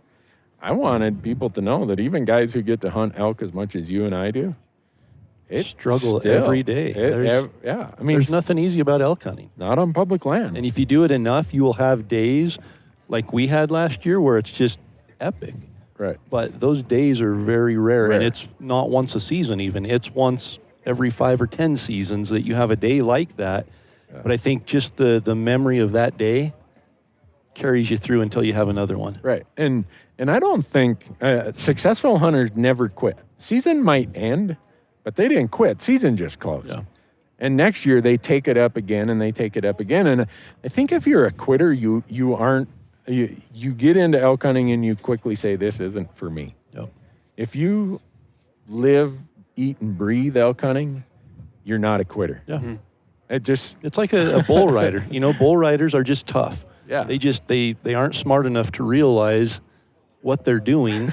And so they just hold on. They just hang on through the pain and everything. And elk hunters are a lot like bull riders, I think. It's just, you just hold on through all the pain and the misery. Yeah. And at the end of the season, deliriously, you say, I can't wait to do it again. Right. I mean, you're a waterfowl hunting nut, Ben. Most of the stuff I'd seen of yours before was waterfowl hunting. Yeah. And is there a piece of that in the mind of fanatic waterfowl hunters? I think every hunter has a degree where we love to suffer to a degree. I think if you're a hunter, we know we're doing things. There's always a moment on there's been waterfowl hunts where you're deep, you might not be 15 miles in, but you'll be, 2.5 miles in through a swamp or a marsh. And you sit there and you stop and you say, why am I doing this? No wonder people think I'm crazy. I just drove 12 hours or whatever to be in this spot to chase a duck or just to hear a bugle. And there's moments where you'll realize how much pain and how much time and money and we invest in this. But I think if there wasn't an element of suffering for a hunter, then you just would get over it. And I think that suffering and the challenge and the watching Corey last year, it was amazing to see that for him, the interaction was success for him. Yeah. Seeing, every hunter will say, I'm not about the kills. I don't care about the numbers. I don't care about, you don't have to have a kill shot or whatever. But deep down, they're like, that's what I want. But I think Corey, hunters say that. Yeah. But Corey, I think seeing him light up and his eyes get crazy when that bull starts talking to him. I mean, my assistant on our opening week, after that first interaction, we had a first good interaction where we had some bulls below us and didn't quite get a shot. My assistant came back to me. He's like, "You should have seen Corey's face. He was bugling. He was, racking, and it was just like that. I think made all the suffering and the miles, and I don't know how many miles we did last season. I was trying to add it up. It's close to 200, I think. Yeah. And On foot. on foot, yeah. I did 3. You did 3. You did 3, Isaac? Yeah. So, Isaac, before we have David come back in and take your headphones, you got any advice? I'm serious. I need some advice, man. Help the man out. I mean, and I don't need girl advice. I'm married, okay? I know young guys like you got a lot of advice about girls, but no, you don't have anything for me. You got a grouse hotspot in Idaho you're willing to let me in on? I haven't shot one since I was little. Really? Since I was little. What? Since he's so big now. Yeah. Well, if you want to shoot grouse, you just call me. You can shoot all the grouse your limit allows. I know your dad won't slow down for him. For me, everything's a grouse hunt, sometimes distracted by an elk. I would say that was a very accurate description of our hunts together. So, well, congratulations, buddy. Thank you. That was a great piece of footage, a great hunt. I'm jealous. No, I'm not. I'm happy. So, we're going to get David back in here because we need some perspective from Mr. Brinker. All right. Because Mr. Brinker specifically puts himself in situations where it's hard to kill an elk. He walks around with this traditional stuff. Well, he used to. Okay, now that he's got the headphones on, we can quit talking bad about him, but we were just talking about pain, misery, challenge, how if you're going to be a public land elk hunter, you can't be a quitter. Yeah. But if you're a quitter, you're probably going to take up golf or tennis or bowling or beer drinking or People something. think I'm crazy when I tell them every day I wake up and go elk hunting, I think I'm going to be successful. I do. If And I don't mean that to be arrogant or anything. No. It's literally, if I didn't think a that, it would be a mindset. tremendous, it's already a huge struggle. It'd be so, demoralizing if you didn't think that way. Yeah. And I got it from my dad, who's standing out here. He's like the most optimistic person on the face of the planet. There could not be an elk 20 miles around, and he still thinks we're going to get into elk every time we go out. And by doing that, eventually you're going to be successful, right? And it gets you through the hard days because you're going to have a lot of them. Yeah. David, I just have to ask, has that mindset changed since you decided to start shooting a compound bow this year? I mean, did you really have that my mindset? stick bow is right Okay. there. I would bet. I do both. But you do both, but I know what you're going to do, David. You're going to practice with your compound a little this summer, and you're going to be walking around with that trad bow all fall. Yeah, I'm going to do both. I think the first hunt I have this August is a mule deer hunt. I don't know what I'm going to do. I know. All right, maybe we should start a pool. I say he's going to go with his traditional bow. He'll go compound. So last year there was kind of a big swing. Everybody seemed to jump on the traditional bandwagon. Everybody dropped their compounds and I'm shooting trad bow this year. For me, I like to kill things. I mean, I am not ready to go home with my tag still in my pocket, which is if the you ever mindset. do want one, I have a whole box drawer full of them. Yeah, I do too. You have to be willing to go home and not fill your tag if you're a traditional bow hunter. That's a mindset you have to face as a reality. And I think that you're going to see a whole bunch of people who hunted with traditional equipment last year who are hunting with compounds this year because they want to fill a tag. It's definitely different. I've had I've been practicing a little bit with it here the last couple months, and I like shooting them both, just like I like shooting a rifle every once in a while. But I definitely like shooting my trad bow more. Practicing, it's just more fun for me. Yeah. But it's definitely going to be a different mindset going in the woods with that compound than it with that trad. But yeah, you're right, Corey. I mean, even the most confident guys aren't 100% confident. Let's be honest. I know that. I'd like to think I know probably some of the best trad bow guys there is. Yep. Even at 20 yards, I don't know any of them. They're 100% every time, confident, which is, so you walk into the woods and you got to be really overly optimistic to have fun. Well, for me, 20 yards, I've missed with a rifle. I am not going to handicap myself with a bow that doesn't have sights. No, I mean, this year I'm going to be in Arizona with a rifle and in Wyoming with a rifle when they're bugling.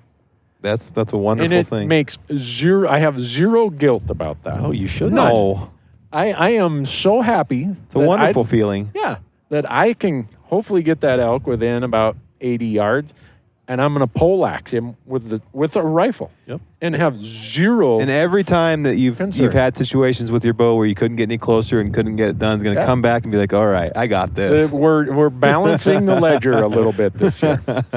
So I mean, I have the utmost respect for traditional bow hunters because they are. I mean, it's tough. Oh. I stepped up here last year, and Matt Davis pulled out his.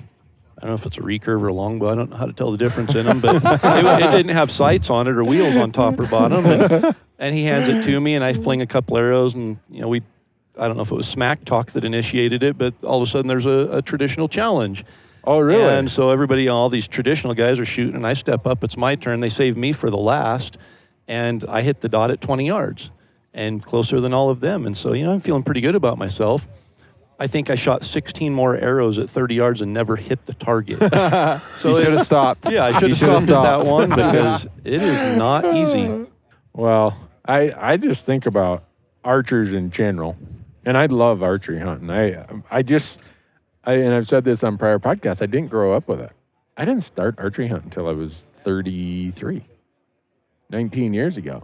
And if you don't grow up with it, it's really hard to have it be as innate in your thinking and your actions and just how you do it.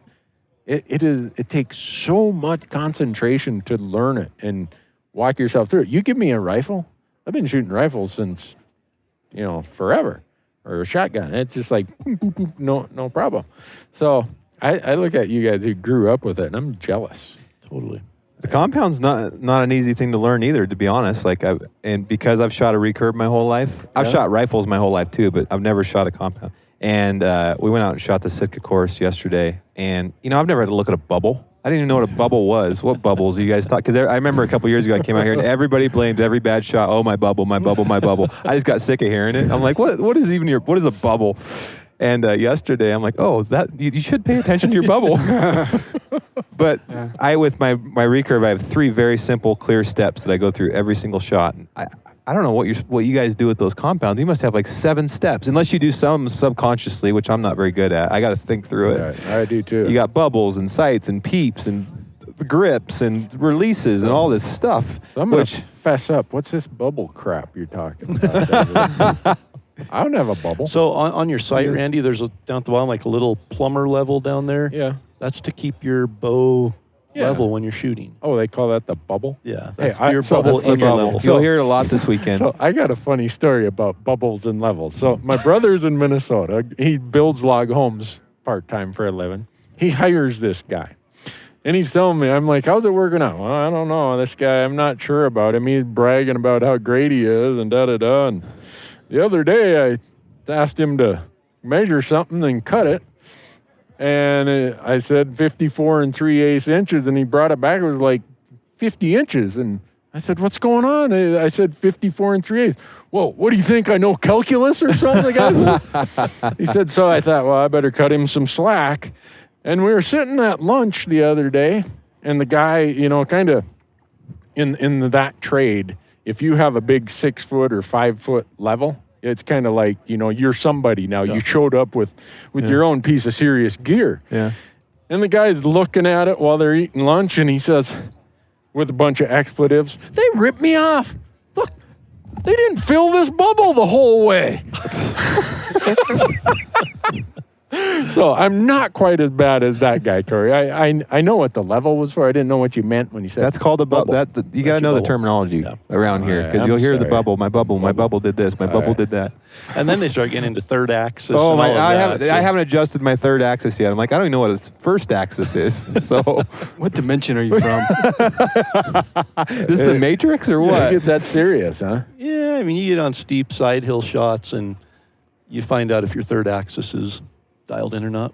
Mine wasn't yesterday, Really? as far as I know. Barclow tried to explain the third axis to me yesterday. I'm like, let's just stop. I was never good at. Let's just stop at bubble. Yeah, the bubble's enough for me. Okay. I think I'm going to get a little sticker with an arrow that points to my plumb level there and say bubble. There you go. There you go. All right. You do look at it when you shoot, right? I do. Okay, I good. try to make sure that bubble is right there. Like my sight has it's a horizontal Yeah. tube filled, and it's got And it should be. in the middle. It's got a Horizontal's good. line, and I try to make sure that bubble is right there Perfect. where So that you line pay is. attention to your bubble. I call that a level, Okay. a bubble. But if you just look at your level, that doesn't mean that your bubble's in the middle. Well, no, So the I mean, bubble is the if you detail look of- at it and your bubble's way over on the left or the right, you've kind of got a cant to your Yeah. bow. You've got to pay attention to your bubble. All right. I'm confused too. Randy, go on. All right. And next, we got any other topics we want to talk about? Because I'm seriously reducing what little street credibility I might have had. I'm sure I just lost what little I had. That's what we left. do on your show. I was just Last gonna time I say- was on it, we talked about our most humiliating misses, Yeah. which many people have brought up to me, by the way. Really? Yeah, they love bringing up that bull I missed on your show. Yeah. They Well, love that. I've got so many of them that we don't have enough time on a podcast to talk about them. My most frustrating misses are when I shoot at a grouse or a partridge. Or Every something once in a while, like you get on a grouse streak, though. Have you ever had one of those where you just can't miss them? Yeah, you got. And then you'll oh man, I killed however many this year, and then the next year you'll have a tough time hitting them. You'll break arrows, lose your new broadheads, flinging those out through. Yeah, so here's when Michael, my camera guy who's filming this, we were down scouting for my son's moose hunt, and it's right on the Idaho-Montana border. Here's our strategy. Since I had to buy an Idaho hunting license to apply for the limited entry moose permit, which I didn't draw for X number of years, I have an Idaho hunting license. The Continental Divide Trail has so many grouse, it's ridiculous. But I've always only had a Montana license, so I could only shoot a Montana limit. So in September, I'm hunting that Continental Divide Trail. You're going to double down. I am doubling down. I'm shooting a limit over there to my right in Montana and to my left in Idaho. But I'm just trying to figure out if I get stopped and I've got like 2 limits of grouse, Oh, you think the warden's going to buy the fact that I shot half of them in Idaho and half of them in Montana? I think you would.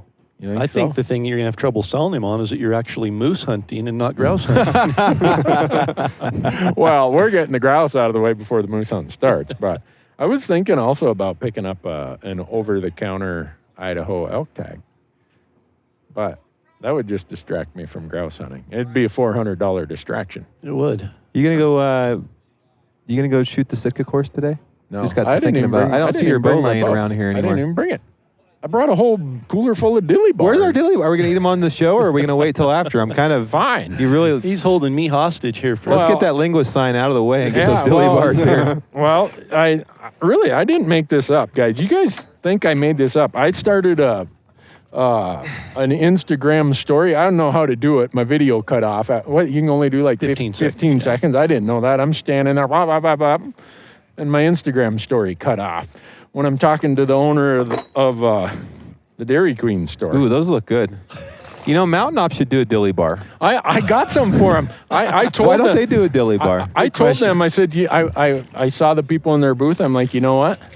I'm going to bring you. I brought dilly bars just for you guys. So kind of you. I'm thinking that you guys. Isaac, this worth it, huh? There you go, bud. Is this for every hunt you hit the mountain? Before and after. Before and and after. during.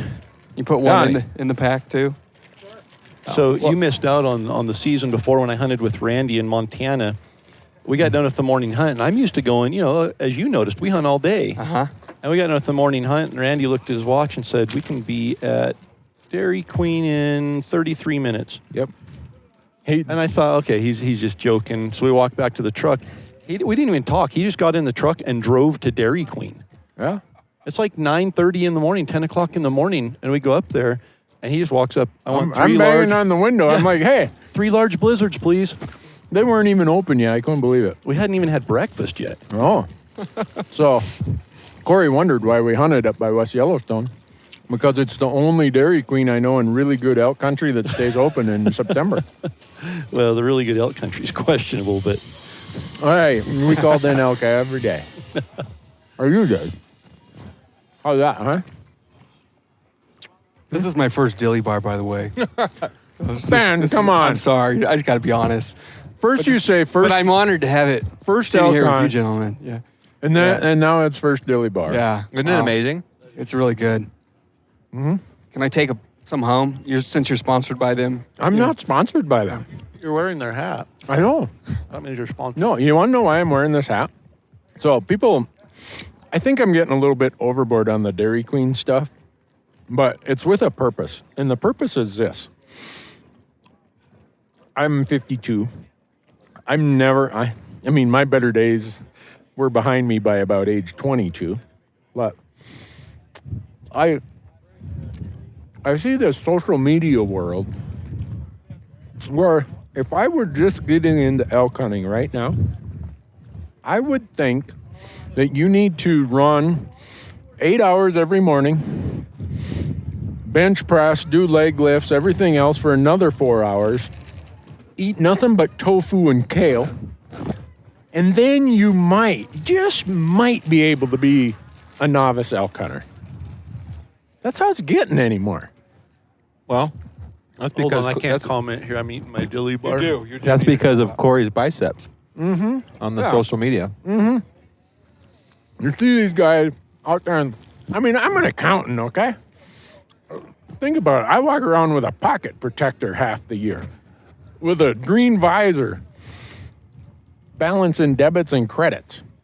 Well, I can be an elk hunter, and so eating Dairy Queen while everyone else is eating supplements and this, they do videos of these meals they cook, there's this amount of protein and blah, blah, blah, blah, blah. I don't really care. You've mistaken me for someone who is impressed by that, mister. I'm going to get a Dairy Queen. Well, as evidenced by the chocolate and the ice cream that's on your microphone right now. So, if people wonder why the last few months I've been hammering this Dairy Queen thing, well, first of all, if you grow up in Minnesota, Dairy Queen's a state food. It's allowable for breakfast, lunch, and dinner. I'm dropping chocolate. But it's kind of a counterculture protest for us fat, out-of-shape people to say, you know what? We can elk hunt too. There. Well, you just Now said it's that you ready. spend half of the year figuring out debits and credits, and you just covered. Now you're sucking on your microphone. Oh. That is weird. This was covered. I got a bunch it of was green. covered with mint ice cream. It's not anymore. I look at it that way. What Elk way? hunting and ice cream are my debits and credits. If I hike right. 200 miles in September, I'm entitled to a couple dilly bars. Exactly. So I hiked this week. I'm like really getting in elk shape this week. You want to get a napkin for that there? Or you like to save it for later maybe? Oh, is it on my cheek or on my You got it. on my Got it. microphone? Okay. So this week I really started working at it hard because I've been so busy and traveling so much. Every night I've been hiking an hour and a half to 2 hours. I stopped by the house, grabbed my wife, and we had to Dairy Queen. That's an extra dilly bar. Now, when you go to Dairy Queen, are you just eating ice cream or are you having dinner? Oh, no, I'm not having dinner there. I was going to say. No, you don't have dinner at Dairy Queen. That's like, I'm trying to think what would be an analogy of that. It'd be like eating breakfast at the 7-Eleven or something. I mean, no. You don't go do to, that? You go to Breakfast Dairy burrito, more warm up the microwave? Queen. No. No, so some context to the Dairy Queen thing with these two guys with me. When we were in New Mexico last year, dang microphone's getting in the way of my dilly bar here. Corey shoots a bull on day 9, mile 80 or something like that. Yeah. Uh-oh. Well, folks, I'm making a hell of a mess. We zoom in on that? So, That was mint chocolate on the microphone. but you want to tell the Sonic story, Ben, or you want me Oh, to? man. Well, You've heard of a sonic boom, let's just right? say- yeah. Let's just say Sonic really let us down. I think on day 5, day 6 of our hunt, you just start fantasizing about all the other things you could be eating, except, a kind bar or Mountain House. a mount. Yeah, you start to, and I brought some chocolate covered almonds with me that I've eaten like 1 or 2 a day as my reward for finishing the day.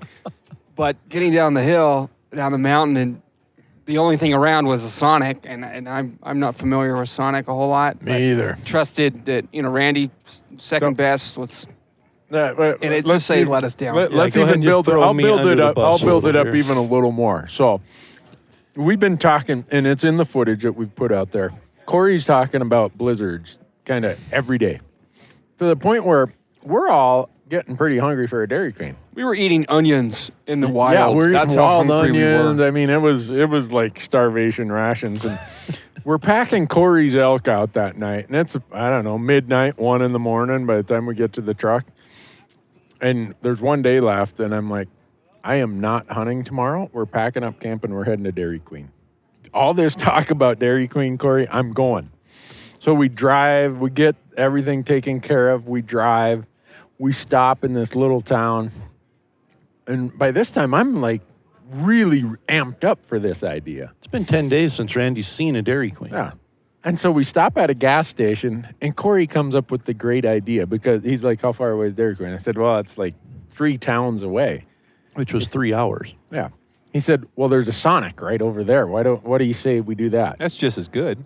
No. You know, no. that was my thinking too, David. Right. And now Ben can continue At that his point, story. let's be honest, it's just as good. It wasn't. No? And honestly, I was like you. I hadn't been enlightened to the difference.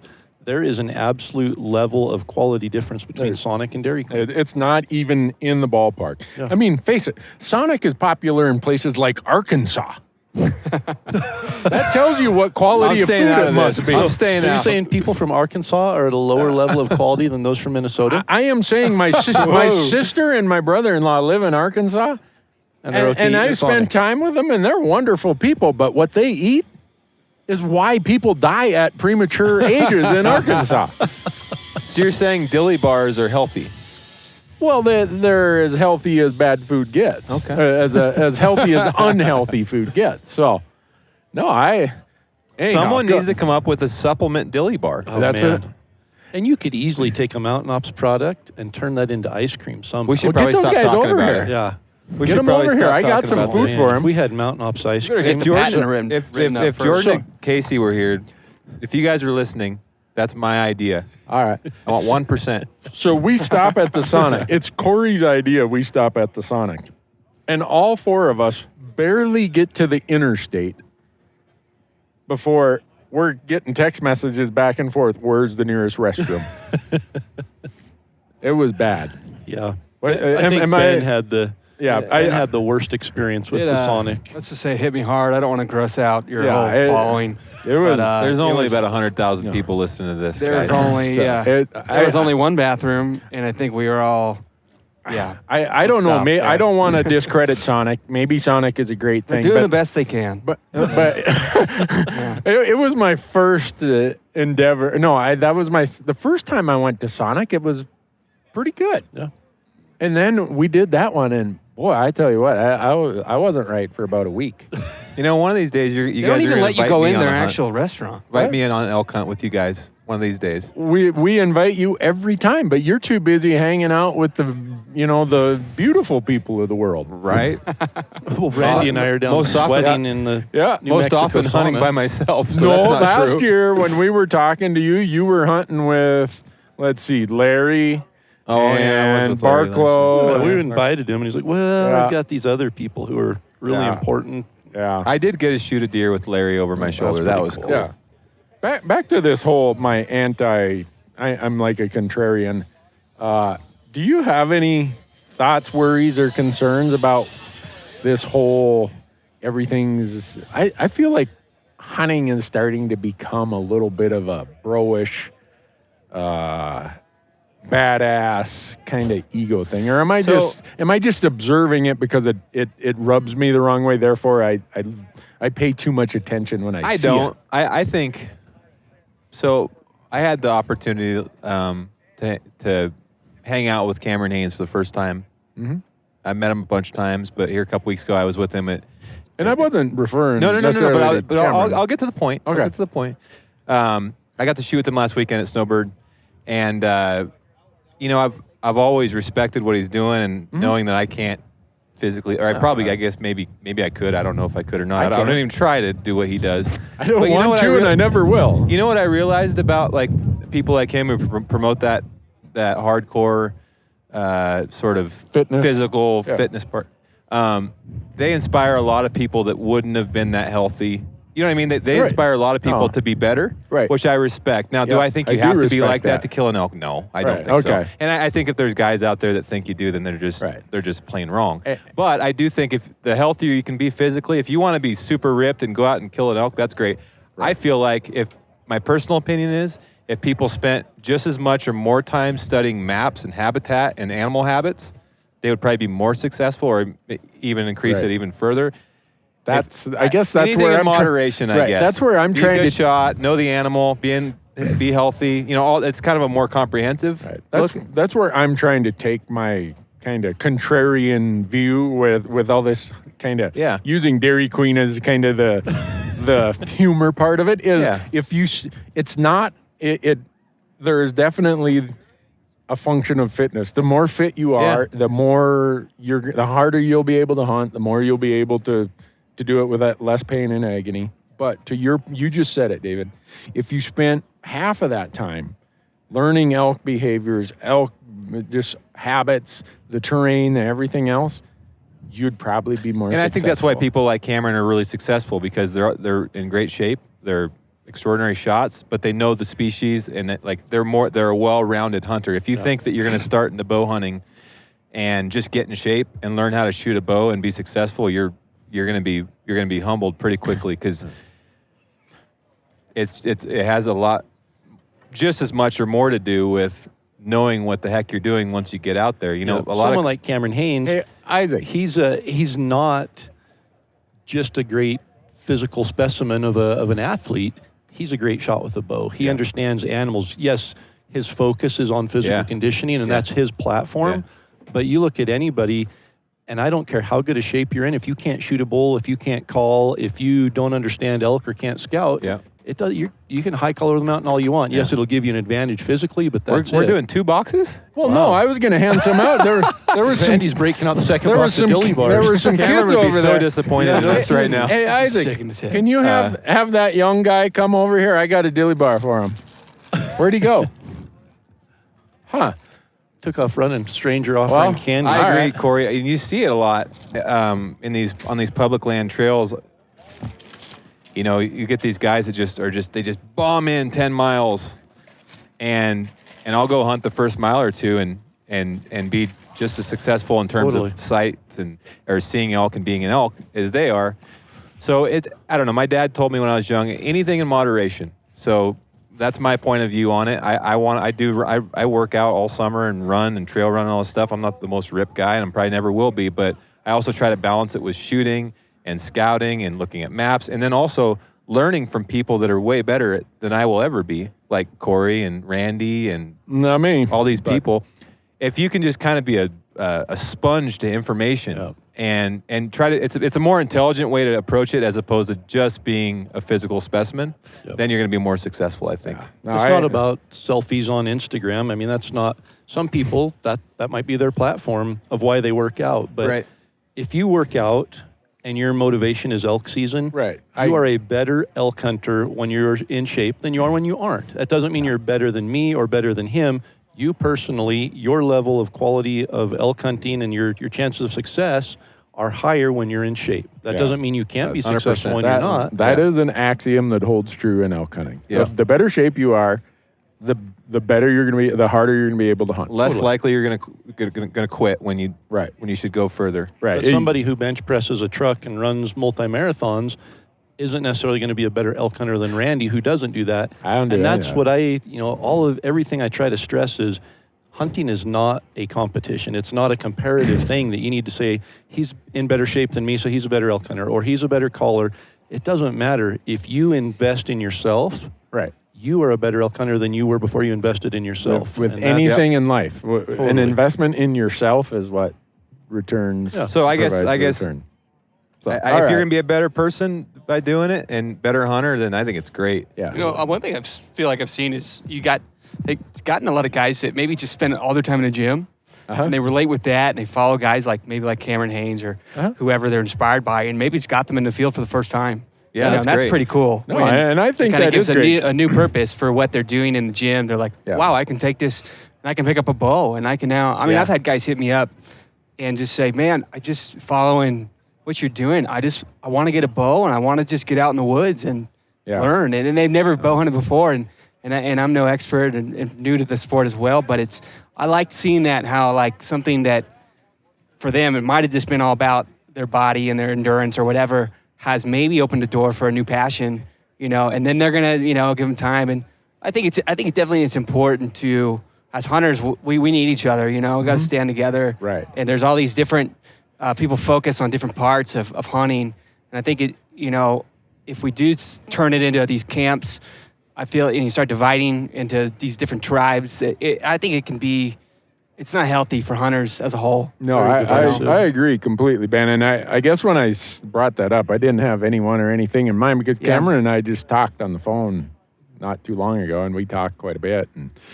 And I think it's great that he's doing what he's doing. And there's other guys similar who, through fitness, they've really built a following. And I'm good with all that. I just worry because I've had people say, well, I'm not in good shape. I don't think I'm going to go. No. And I guess this is just my weird sense of humor, kind of taking a stab at it and saying, you know what, just go hunting. That's my whole issue is go hunting. It's just, it's just like any other. Won't call it a sport, but if you're a golfer, everybody's got a different handicap.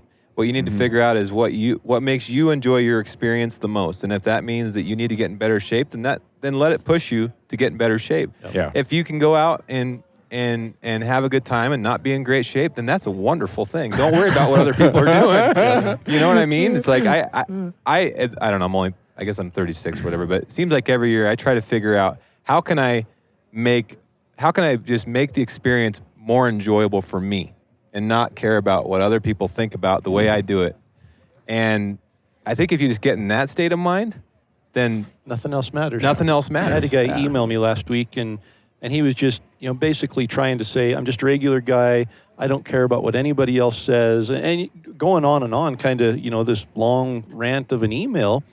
And so I replied to him and said, if that's all that matters, then it doesn't matter what people say to you on Instagram or anything. Right. And he said, well, I'd like to get credit for some of the accomplishments that I've made. And I'm like, you can't have your cake and eat it too here. If you're trying to get attention for your success, you're putting yourself out there. And it's not about the hunt anymore. Right. Yeah. So just go and enjoy it. The success and all of that will come with it. The attention will come with it if it's meant to be. If it's meant to be. If that's your motivation, though, is to go and get attention. That's going to be a pretty rough road. Yeah, exactly. But we see it. We see that in the hunting industry that people... You should just give him Brinker's number. Yeah, he should. Right. Well, he wouldn't return the call. I'll give him a number. So 555-555-555. Yeah. You know what? You don't return voicemails. I don't answer Facebook messages. How come I get the rap for not returning voicemails, guys? You don't. I think you've returned one of my voicemails, maybe. Hey, whoa. Come here. Dilly bar. Scared. Poor kid. Better eat it fast. It's melting. You're welcome. Didn't mean to scare you. Hey, Ryan, you want thought one? she was in trouble. We're blowing out the audio with me yelling at everybody. Probably. But, the only way I can get a friend is to walk around with ice cream. Ryan, the machine from Mystery Ranch Backpacks there. What are we going to do? He's got too many arrows. He must not have shot the course. Oh, you broke one. That's lame. Only got one left. Oh, gotcha. I would have had to quit after that like seems the more third realistic. target. I can't stand it when guys act like they come off that lift with a full quiver. Yeah. I was going to sit down at the bottom there, and I was going to sit here with this cooler of dilly bars and wait for all the badasses to come by who are, they're great guys, but some of them give me a good ration of crap over my humility. Yeah. I was going to hand out dilly bars to them, and then I thought maybe I should have some cigarettes and beer too. And so we were shooting snowbird last weekend, and snowbird, you take the gondola all the way to the top, and I'm going to argue, some people will say that's not true, but I'm going to argue that the Sitka course at Snowbird is one of the, if not the hardest 3D course that I know of. And because you're way up on top, there's a lot of elevation change, the shots are extremely hard. Anyways, there's this guy, we were walking out of there, you have to hike 500 foot up to the lift after you're done, which kind of sucks. I'm hiking up this trail, and here comes this dude running down the trail with a cigarette hanging out of his mouth. And I'm like, holy moly. How is that guy surviving up here? I mean, I was about ready to die. And it's 11,000 feet in elevation. That's 11,000 feet in elevation. That's so funny. Yeah. Right over this mountain, we were wolf hunting. And there's this guy. I'm not going to give his name because locals here know him. He smokes like nobody's business. Crazy. You'd see him in the morning driving around smoking, looking for wolves. And I told the guys with me, I said, boy, I bet you that guy really gets after it, huh? Yeah. And we're kind of chuckling about it. One day we said, we're going to go for a hike. So we get up, and we're getting up to where we're going to start calling. And we see a headlamp over across the way. Here's that same guy sitting on a stump over there, got his smoke going, and he beat us up the mountain. I'm like, It wasn't a headlamp you saw. It was a glowing end of a cigarette. yeah, it was actually both. But I'm like, how does a guy who smokes like that? Fred Bear smoked, man. Did he? Oh, yeah. Huh. I didn't smoke. Both my parents smoked. And it was a disgusting, filthy, rotten, stinky habit.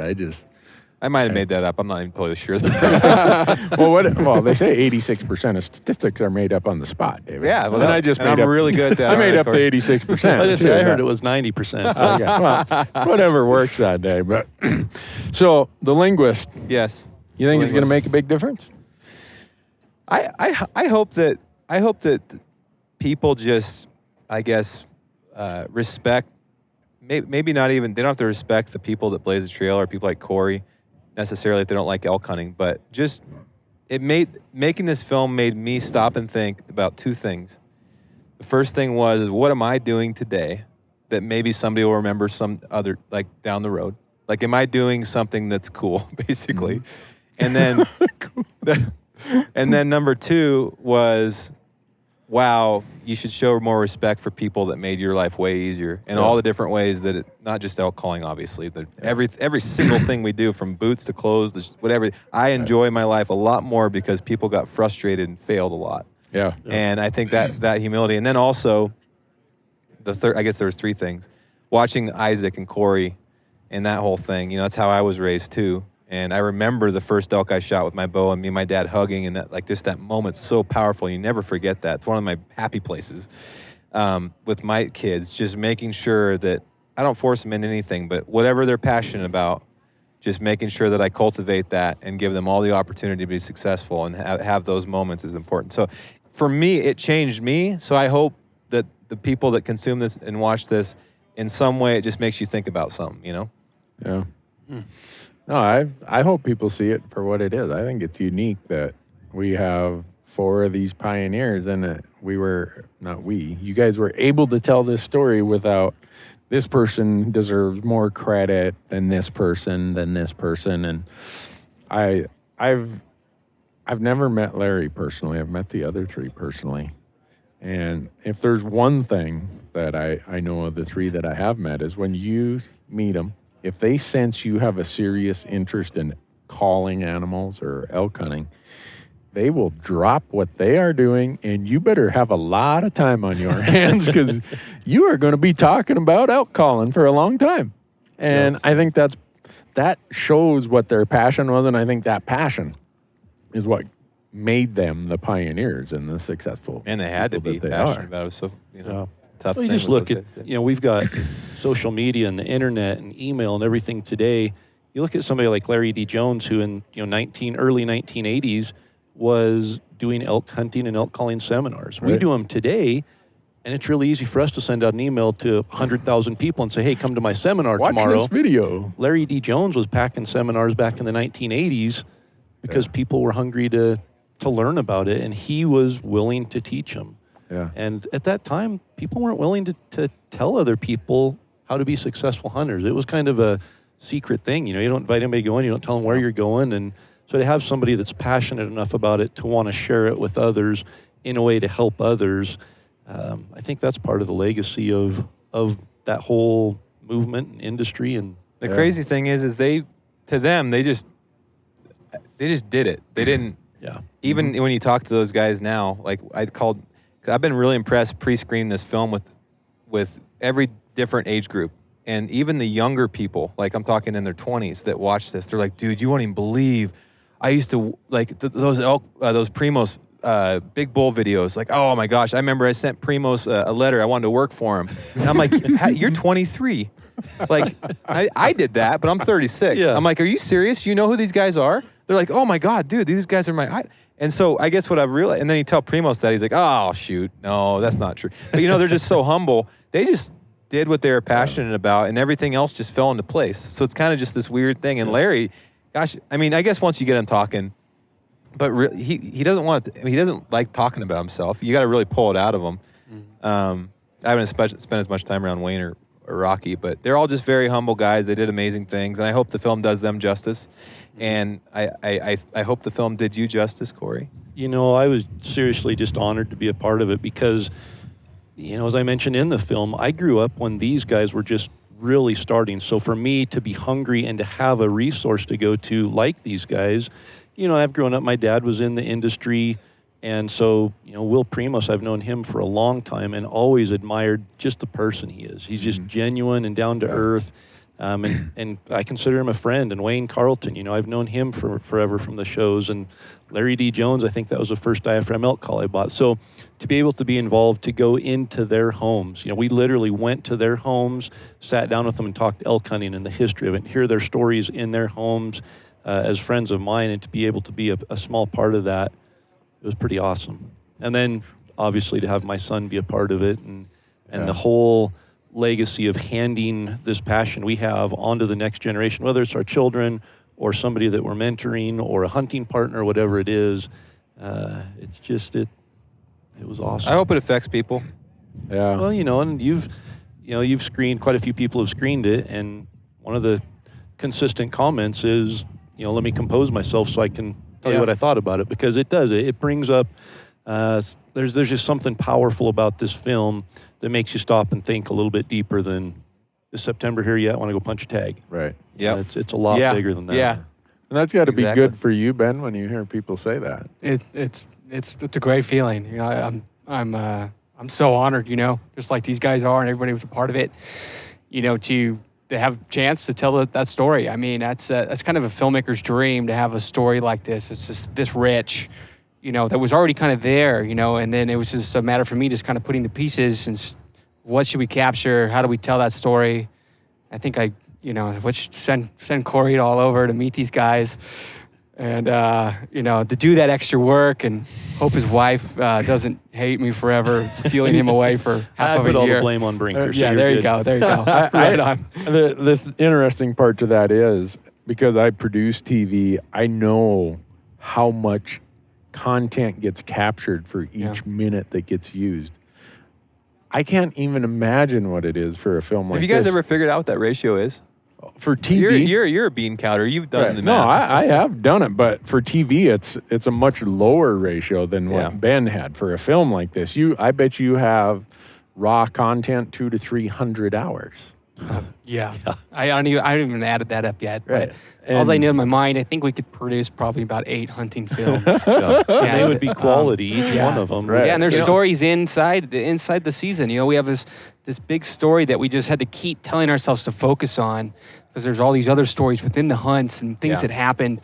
I mean, there was a bull that Donnie shot, and 2 days later we were near where we're about a quarter mile from the carcass, and there was 5 grizzly bears eating it.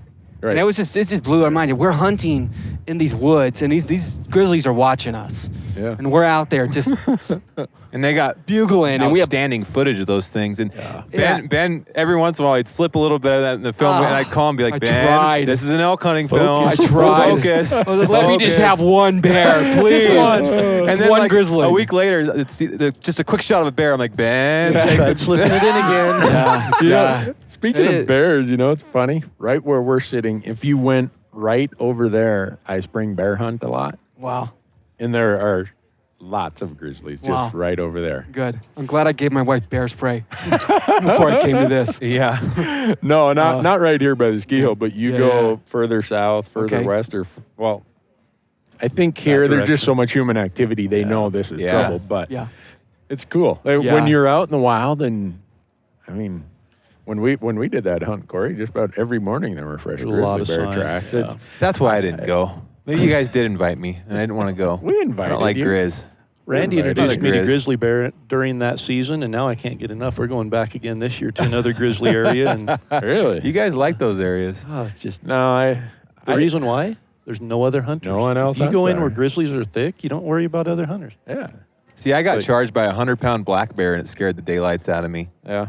So had I have no two- interest in the grizzly bear I've thing. had 2 encounters where I met them when I was archery hunting, but they turned and ran as quick as I. Huh. And it happened so fast. I didn't even really get a chance to, I guess, register, mentally understand what was going on until you see this big brown silver rump running away, and then you're like, Yeah. you're looking around like, where's the rest of them? Glad he's going that direction. All I know is that grizzly made that elk carcass look tiny, Oh, Yeah. I bet. and that was enough to just put you in awe. Well, we were, 500 yards away from them. Yeah. And the big one was protecting the carcass there. And another big one came up, and they locked up. I mean, they teeth and claws in each other rolling down the hill. And the noise they were making, it sounded like somebody was sitting right next to me with a 4-stroke motorcycle, revving it in my, no kidding, like Yeah. across the canyon, just that. Oh, Really? See, I've never heard that from grizzly Oh, bears. it was, I've heard other was guys something else. talk about Impressive. it. I have gives you never chills. heard it. yeah. Yeah. When they're mating in early June, I've heard guys say, "Oh yeah, I was out and I heard these 2 grizzly bears really." I'm like, I've never heard it, but yeah. Yeah. Ben slept in our tent that night. That's right. No, he didn't. They were probably watching us that whole time, that whole week. so But, since we threw that up on YouTube, Corey, the number of people who have watched all 9 days of that hunt who've got a hold of me and said even though that looks so miserable and so hard, and one guy said, "Well, I've watched that, and I've concluded I'll never kill a bull elk on public land." But most of them are wanting to go and do it. And they said, "I've never heard an elk bugle except on TV." And my response to every one of them is, video is not even 10% of what happens to your human response when a bull is 30 yards away bugling at you. You have to go and feel it, because just the vibration, that's what gets me, is how the whole woods is vibrating. You And can feel it. yeah, TV can't do that for you. No, nothing can. You have to go and experience it. And I don't care if people go and they aren't even hunting them. Yep. Somehow go out there when elk are doing this. Go to Yellowstone September 15th. and listen. Yeah. It's, oh man, it's, I think as long as I have breath in my body, even if I'm not able to go and hunt as hard as I do, there will always be a part of me that in September, if I'm not out there hearing that, I'll feel like I'm missing out. Yeah. I don't know what heroin is like. I've never tried it. I've never tried any recreational drugs, but it's got to be It's as nowhere near as addicting good as elk hunting. yeah. No, but as far as just the want more of it, Right. It's gosh, it's There's few experiences hunting where an animal is talking back to you. But early on in the planning stages of the project, a friend of mine who doesn't hunt, and he was just like, "That's kind of crazy to think that you are talking to animals." That's And true. Now that you say that, when you're in it, we talk about it all the time like it's normal. But when where I'm from, there were a lot of non-hunters, Yeah. from California, and this guy, a friend of mine, he's just like, that's really crazy. You're making a film about talking to animals. Not only and are you not talking to them, you're telling them, "I want to fight." You're telling them- come Communicating find with them. them. Yeah. Come find me because I want to fight with you. I know you're 800 pounds and have Right. weapons attached to your head. And So do I. yeah. I mean, that's really Unless what you it have a comes down camera in to. your hand, you throw it at them. now I that almost you, had to do that once. With So I just have to share Ben's story. So we went through, we'd killed 6 of the 7 elk at this point. And we literally were working up the 6th one, and a bull starts bugling across on the hill. And so I look at Ben, and he looks at his camera. I look at my bugle, and we know what to do. And so we go over and we start calling this bull in. and this bull comes around and it's coming up the hill, and so I'm just directing it right up the bend because I know we don't have anybody with the tag there. We're filming it, and did it come to 7 yards, 8 yards? Yeah, I want to say 7, 8 yards, and I was kind of positioned like the shooter, and Corey was kind of off over my shoulder, and this bull's fired up, man, and I think he was about a 350 bull, and he had a broken off tip. He was a bruiser, and he comes up the hill there, and so I'm just bringing him right up the bend as close as I can get, and he gets right up there at 8 or 10 yards and whirls and runs. We stop him, and so I'm kind of just sitting there. Yeah, it was a cool call in.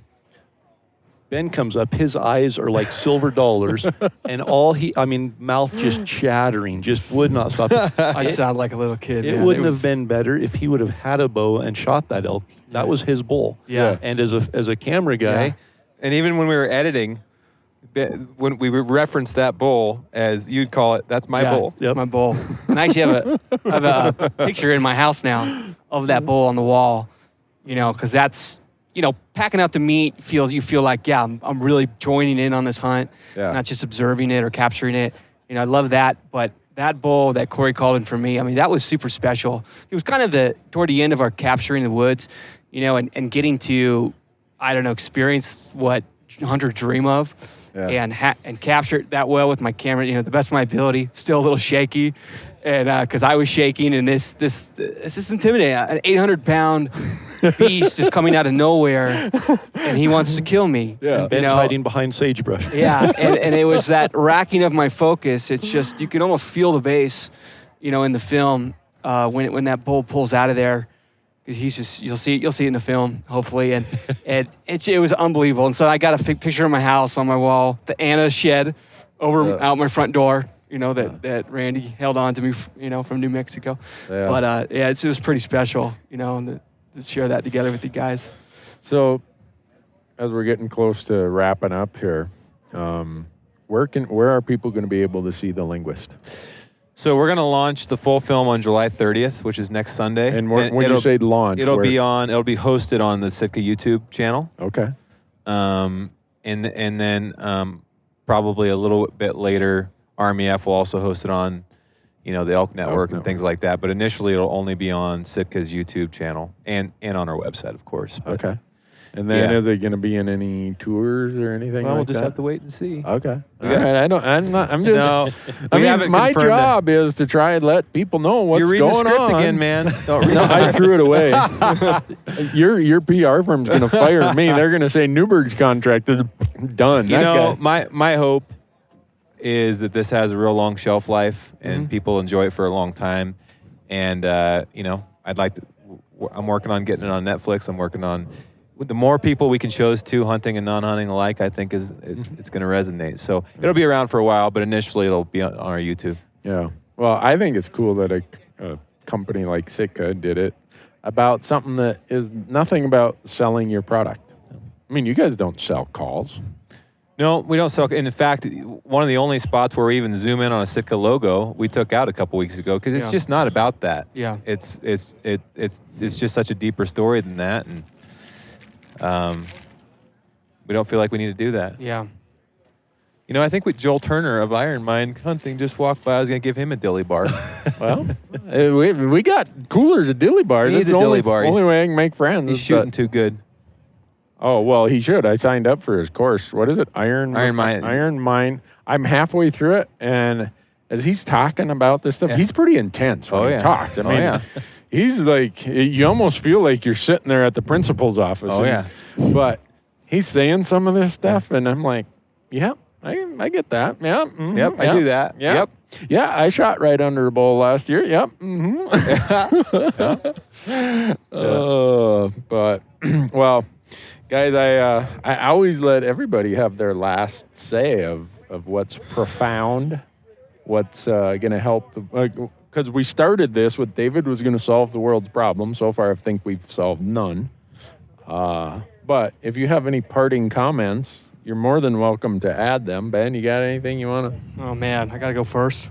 No, we can. You can. Or if you want to pass it. I don't know. I've just been, like I said, I'm super excited for people to see this film. We've worked really hard. I think it's the hardest I've worked on any project in the 14, 15 years I've been making films. and it's been an honor. Made new friends through it. Got to go had my first elk season. So personally, I'm probably the number one fan of this film just because it's so personal for me. And I really hope it is something that a non-hunter and a hunter can come together and really appreciate the history here. So yeah, I hope you watch it, and it's good to be here with you and actually share time in the field with you as well. Yeah. That was an honor. So. I can say, Ben, that I've been doing TV for 10 years. I've had guys carry a lot of stuff out in the field before. I have never, in those 10 years, had a person carry as much gear as Ben carries to capture that whenever that moment's going to come. It's crazy. You got to have options, man. When you're out running and gunning, and you have a camera guy, it's not. It's a camera, and that's it. And, Ben shows up, and I'm looking at all the stuff he's pulling out, and I'm thinking, okay, that's fun. That'll stay in the truck. But his pack was 60 pounds of gear. He's carrying a great big red camera with all these lenses. But then one of the cool parts was the audio. And that was something that David said from the beginning. I want to capture audio that hasn't been captured before. Mm-hmm. So Ben shows up with something you see at an NFL football game, the parabolic mic with the great big dome on it. And he's got headphones on and he's listening with this thing, as elk are bugling, he's pointing it over there.